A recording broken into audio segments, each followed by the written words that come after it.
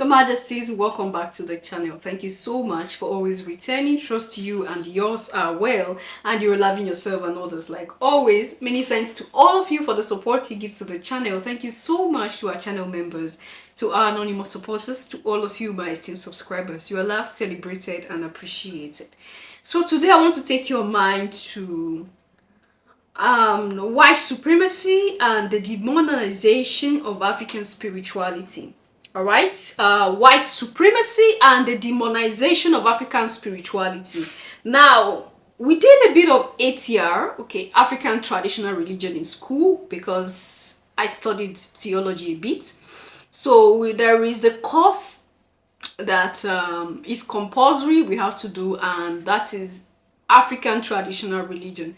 So I remember that time our professor, he took us through some of our cultures, our traditions and everything, but at the end of it all, he went further to say that all thanks to the white man, because they came and they liberated us from all demonic practices that we were practicing.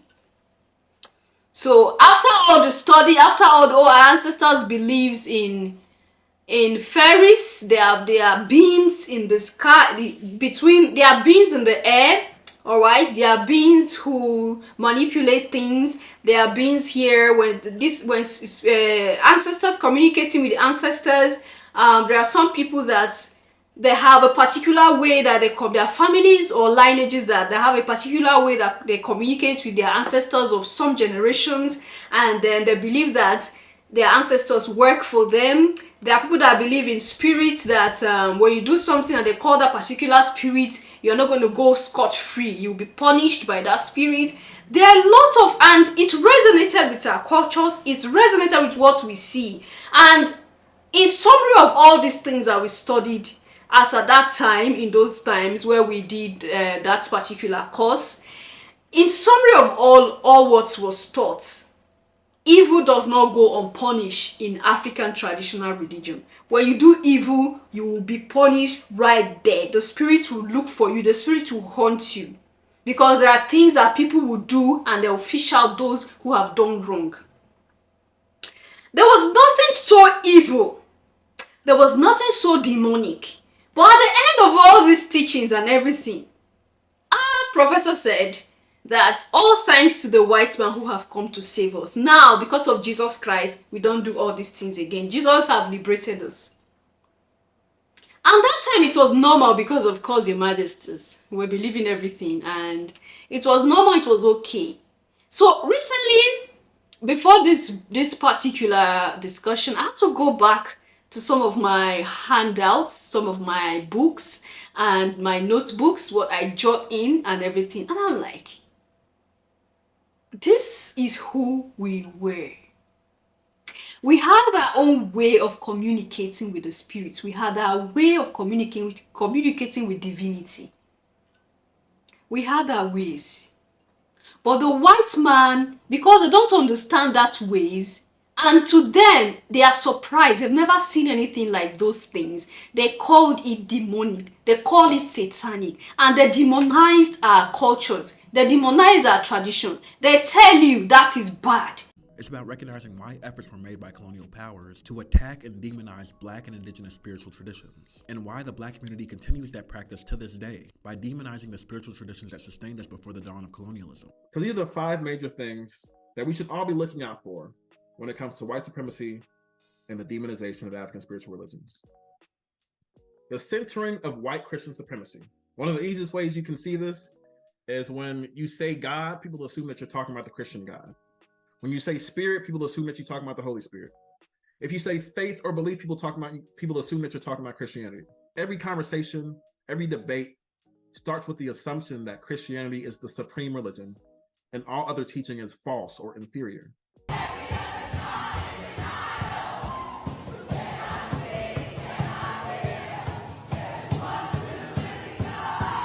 Songs communicate ideas, and ideas have roots. And this idea that every other God is an idol and that the Christian God is the one true living God is a violent one that has roots in colonialism.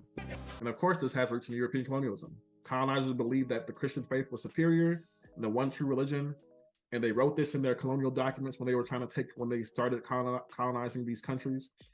And they used this framework to colonize Africa and the Americas. Next, religious reasoning for historical wrongs. This is where we get this idea, like, if it wasn't for slavery, we'd be lost in Africa and going to hell. God used slavery to bring Africans to Jesus. These ideas are colonial rooted. I thank God for slavery. And if it wasn't for slavery, I might be somewhere in Africa worshiping a tree. What would be better? For them to have lived their entire life in Africa free, doing their voodoo or whatever, and then dying and going to hell, right? Or what happened? And then they go to heaven. They get the opportunity. This is how God works. This is what God does in the Bible. It's where we get ideas about how Christians are God's chosen people and everyone else is lost and needs help. This is religious reasoning and has roots in colonialism. As I shared earlier, the religious reasoning that non-Christians should be overtaken and brought to the Christian faith was a colonial idea. That's the theology of white supremacy and colonialism. It is the justification that rationalized slavery and genocide from the start of colonialism. It's what the Pope signed off on in the 1400s. Anti-black and anti-indigenous violence and brutality hidden behind the guise of white saviorism of divine appointment. The idea that God used slavery to bring Africans the gospel. That God used genocide in residential schools to bring indigenous families and their children to Christ. Point number 3, whitewashing history. There's a lot of that going on now. You're seeing a lot of misinformation being spread about Christian history and about the history of colonialism.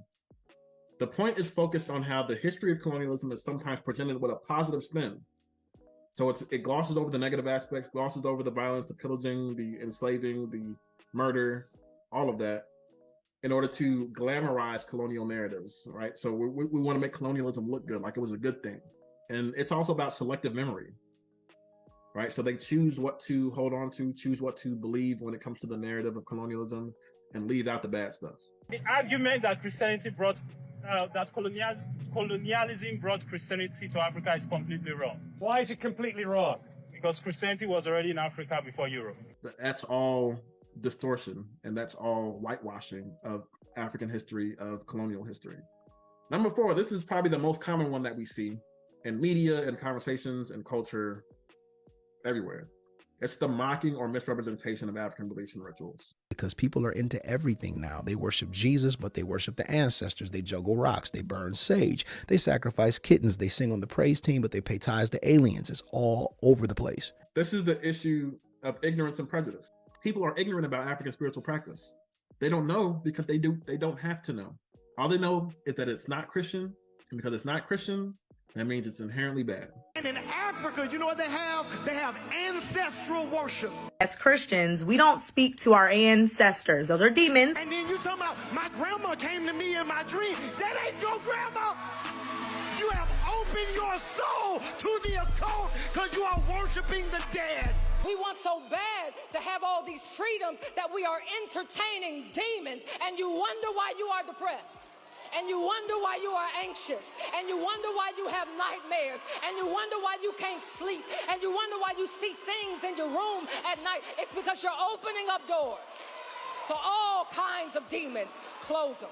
So they get to mock it, they get to make inaccurate statements about the practices. And of course, this had roots in European colonialism. They had no reason or incentive to learn about Black spirituality or African spirituality. All they knew is that it wasn't Christian, and that was reason enough for them to begin colonizing and enslaving people. And lastly, is the use of colonial language. I'm angry that they are really trying to convince us that all spiritualism is the same. And we have digested this impurity and this, we want so bad not to be legalistic that we actually become profane.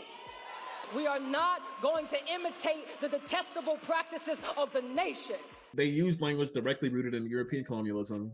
It's constant use of outdated colonial terms and language like pure and impure, heathen, pagan, primitive, idol worship, witchcraft. These are all set in negative connotations. But colonizers were using these words all the way back then at the beginning to try to discredit and despair. Oh, your majesties, and this is it. So whatever is not Christian, like, all right, whatever the Bible do not tell you, when you do it, is demonic, it is satanic. So when you practice your own tradition, what connects you to your lineage, it becomes a sin to Christianity. You are not hurting anybody. You are not doing any evil. You only want to connect to your lineage. It has become bad. Like you heard them. And they have a lot of following. It's demonic. Oh, they talk to ancestors. That is ancestral worship. It's satanic. A lot of you say that here. Remember when I'm talking about ancestors? Do you believe in ancestors? A lot of you here said it was demonic. Why? Because the Bible you carry tell you like that. But you are missing something. The complete Bible that is in Ethiopia do not demonize communicating with ancestors.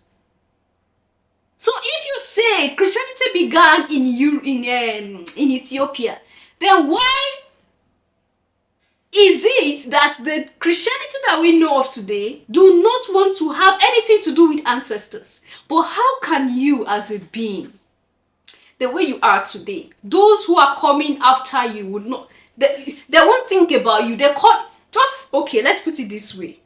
Imagine you are living today, doing everything possible to have a better life, or so that your descendants have a better life, and then you die, and then your descendants of generations, maybe 2-3 generations, come ahead and they start calling you a demon. How will your spirit feel? After you have suffered, you have paved the way so that they can have a better life when they come, and then they come and they call you a demon. This is exactly what we are doing to our ancestors. This is exactly what we are doing to those who were here before us and have gone. So when it comes to African ancestors, they are demons. But European ancestors are saints. Come on. They canonize them. They have candle littered around their pictures. They go to bow to their images. So who are we deceiving here?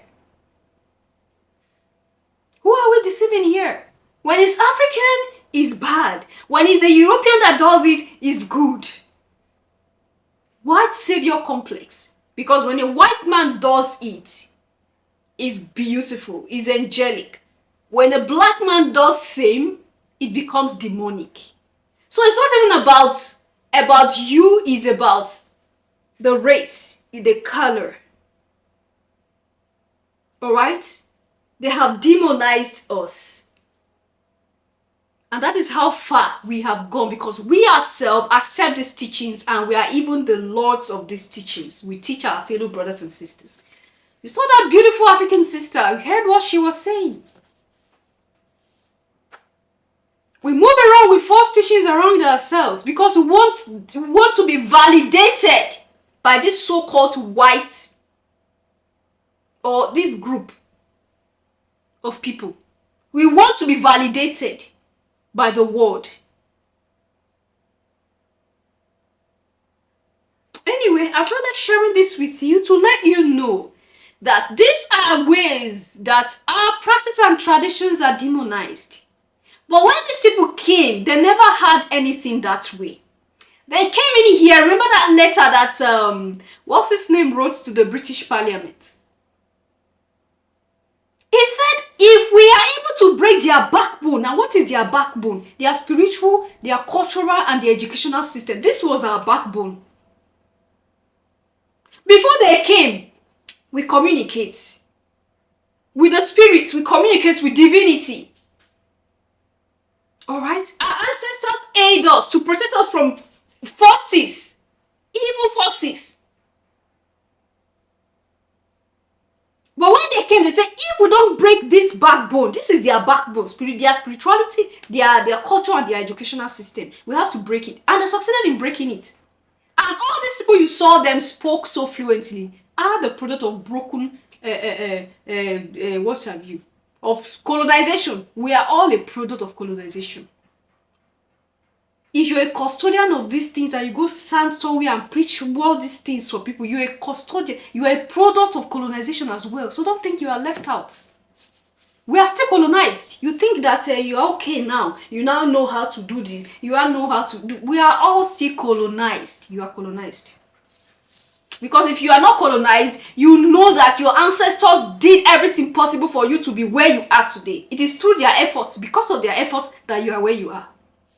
If they never existed, you would have never existed.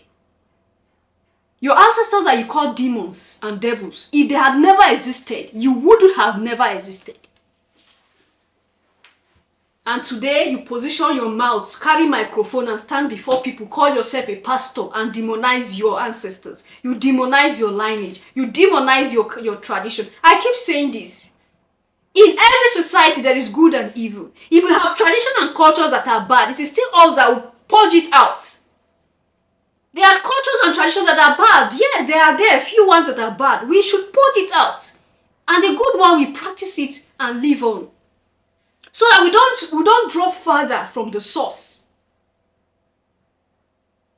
We don't drop further from divinity. You think when I say divinity, I'm talking about church, you go every day and go and sit down and be nodding your head. No. That is a cult, if you don't know.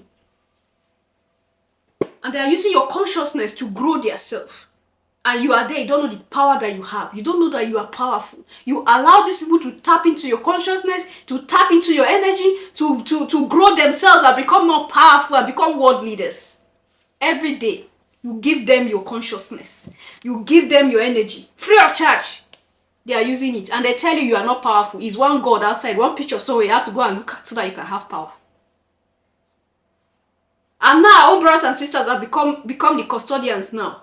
It's not them coming again. They have used our brothers and sisters as an eye. So the black man has become even more worse than the white man now. They are now pastors and bishops. They ordain themselves.